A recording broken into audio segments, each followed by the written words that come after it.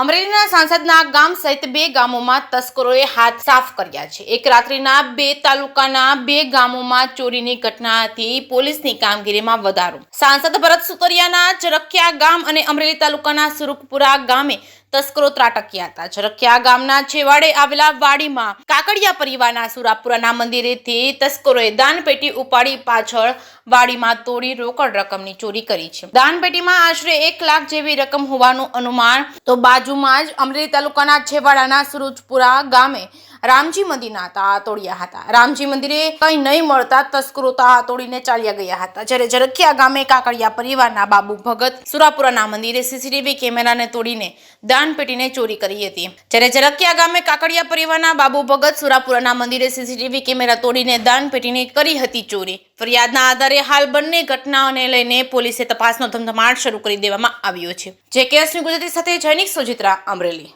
हाँ હું કાળુભાઈ માધાભાઈ સભાયા સરપંચ। આજે રામજી મંદિરે 1 વાગ્યા પછી રાતના તાળા તૂટેલા છે અને કંઈ વસ્તુ ગઈ નથી, પણ આવું અવારનવાર બન્યા કરે છે, તો મારા ગામને હોમગાર્ડ આપવા વિનંતી। આવું અવારનવાર ઘણી વખત બને છે। 10 થી 15 વખત આ 15મો બનાવ બન્યો છે। તાળા તૂટ્યાની જાણ પોલીસ સ્ટેશને કરી તમે? હા તાળા તોડ્યો અરજી પોલીસ સ્ટેશને કરેલ છે અત્યારે, તો આ અરજી સ્વીકારવામાં વહેલી તકે કામકાજ કરશો। વિપુલભાઈ પ્રવીણભાઈ કાકડિયા, ગામ ઝરખિયા, તાલુકો લાઠી, જિલ્લો અમરેલી।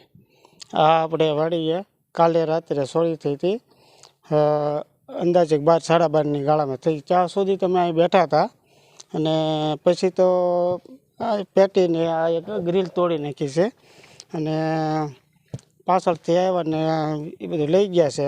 અંદાજે લગભગ લાખ રૂપિયા જેવું હશે, 80,000 લાખની આજુબાજુમાં રકમ છે। પોલીસ ફરિયાદ કરી છે? પોલીસ આવી? હા, પોલીસ આવી હતી, સવારમાં આવી ગયા હતા બધા।